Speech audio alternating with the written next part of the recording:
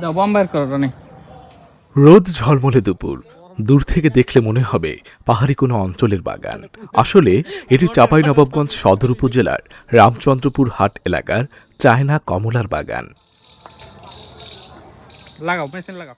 রানীহাটি ইউনিয়নের রামচন্দ্রপুর হাট এলাকার কৃষক সায়েম আলী আমের ব্যবসায় লোকসান গুণে 2022 সাল থেকে চায়না কমলা চাষ শুরু করেন। 2024 সালে সম্পূর্ণ খরচ উঠিয়ে কিছু টাকা লাভ করেন তিনি। চলতি বছরে 3 বিঘা জমিতে চায়না কমলা চাষ শুরু করেছেন। এবার প্রায় 8 লাখ টাকার চায়না কমলা বিক্রির আশা এই কৃষি উদ্যোক্তার। তো বাজারে দেখি আপনার চায়না কমলা মালটা এগুলা আপনার বিক্রয় হচ্ছে, দিয়ে আমি কোথায় চারা পাবো কোথায় কি পাবো এটাও তো আমি জানি না, যেহেতু আপনার এদের নতুন এটা চাষ। আমি কৃষি অফিসে যোগাযোগ করলাম, কৃষি অফিসে যোগাযোগ করার পর তারা আমাকে চারা দিল। চারা দেওয়ার পর 2022 সালে আপনার চারা রোপণ করলাম। 2024 সালে আপনার প্রথম ফল এলো। প্রথম ফলে এসে আপনার প্রথম বছরই 4 লক্ষ টাকার বিক্রি করলাম। আর এবার আপনার দ্বিতীয় বছর, এবার হারভেস্ট শুরু হয়েছে, এখন পর্যন্ত আপনার 3 লক্ষ টাকার বিক্রি হয়েছে। কিন্তু যেভাবে বিক্রি করছি এই হিসাবে আপনার আশা করছি আগামী মানে পুরো বিক্রি শেষ করতে পারলে 9 থেকে 10 লক্ষ টাকার বিক্রয় করতে পারবো। সায়েম আলীর চায়না কমলার বাগান এখন স্থানীয়দের নজর কাড়ছে। প্রতিদিনই বিভিন্ন এলাকা থেকে কৃষক, উদ্যোক্তা ও আগ্রহী মানুষ বাগান দেখতে আসছেন। আমরা বাজারে দেখতে পাই কমলা, মালটা এবং চাইনা ছোট লেবু। এই লেবুটা আমাদের বাংলাদেশে যে চাষ হয় এটা কিন্তু আমাদের জানা ছিল না, এবং চাষ হয়েছে ওই জন্য আমরা দেখতে এসেছি। আসার পর সে গাছে যে ফলন আছে, তো বাগান মালিকের সাথে আলাপ করলাম, তো মোটামুটিভাবে লাভজনক ব্যবসা, এবং এটা আগ্রহীত আমরা হচ্ছি দিনের দিন। কৃষি ডিপার্টমেন্ট থেকে যদি সহযোগিতা পাই তো আমরা এই ব্যবসাটা করব। এই বীজ সাহারের মাধ্যমে চাষি সুন্দরভাবে বাগান করেছে এবং 2024 সাল থেকে এই হারভেস্ট চাষি শুরু করেছে। আমরা নিয়মিত বাগান পরিদর্শন করি, পরামর্শ প্রদান করি এবং আমাদের ঊর্ধ্বতন কর্মকর্তারাও এখানে আসা যাওয়া করেন এবং বাগান দেখেন। এই বাগান থেকে আমাদের ইউনিয়নের চাষিরা আরও আগ্রহ পোষণ করেছেন। বাগানের ফলও সুন্দর, বাগানটাও সুন্দর এবং চাষি লাভবান হয়েছে।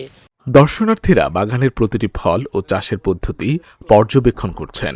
আমাদের বাজারে এলাকায় চায়না কমলা কিনে খেয়েছি, দেখেছি, অনেক দিন থেকেই খেয়েছি দেখেছি, কিন্তু আমার এলাকায় আমার বাড়ির পাশেই সাইম ভাইয়ের বাগানে এত সুন্দর কমলা, এত স্বাদের কমলা হবে এটা ভাবিনি। আজকে প্রথম দেখলাম, খুবই সুন্দর এবং খুবই সুস্বাদু, সাইজও খুব সুন্দর। এরকম বাগান আরও আমার এলাকায় বা আশেপাশে বাড়ানো যায়। চাঁপাইনবাবগঞ্জের মাটি ও আবহাওয়া এই ফল চাষের জন্য অত্যন্ত উপযোগী।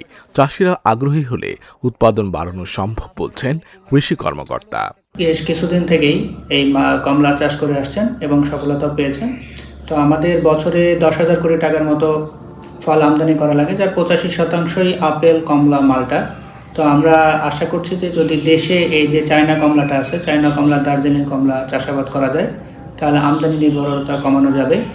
আর মাটির পিএইচটা যদি আমরা একটু নিয়ন্ত্রণ করতে পারি তাহলে হচ্ছে এই কমলা এবং মালটা চাঁপাইনবাবগঞ্জের মাটিতেও তৈরি করা যাবে। স্বাদ ও দাম ভালো পাওয়ায় কমলার আবাদ বাড়ছে এ জেলায়। উৎপাদন বাড়াতে কাজ করছে কৃষি বিভাগ। প্রতিটা উপজেলাতেই কম বেশি আমাদের এখানে মালটা এবং কমলা চাষ হচ্ছে এবং যত দিন যাচ্ছে এটা সম্প্রসারণ হচ্ছে, কারণ এটার স্বাদ আমাদের মোটামুটি সুমিষ্ট বলা যায়, ভালো, এবং বাজার দরও মোটামুটি ভালো পাচ্ছে কৃষকরা। এই জন্য এর আবাদটা দিন দিন বাড়ছে। তা আমরা আশাবাদী, আমরা কৃষকদেরকে পরামর্শ দিচ্ছি মালটা আবাদের সম্প্রসারণ করার জন্য এবং বিভিন্ন রকম যে সমস্যাগুলো আছে, রোগ পোকামাকড়, এগুলো দমনের জন্য কী করা যায়, কী করণীয়, সেগুলোর ব্যাপারে আমরা পরামর্শ দিচ্ছি। আমরা আশা করছি যে এটা উত্তরোত্তর আরও বৃদ্ধি পাবে। কৃষি বিভাগের তথ্য মতে চাঁপাইনবাবগঞ্জ জেলায় বর্তমানে 165 হেক্টর জমিতে কমলার চাষ হচ্ছে। আমের রাজধানী চাঁপাইনবাবগঞ্জে নতুন সম্ভাবনা এই বিদেশি কমলা। Dhaka journal news desk.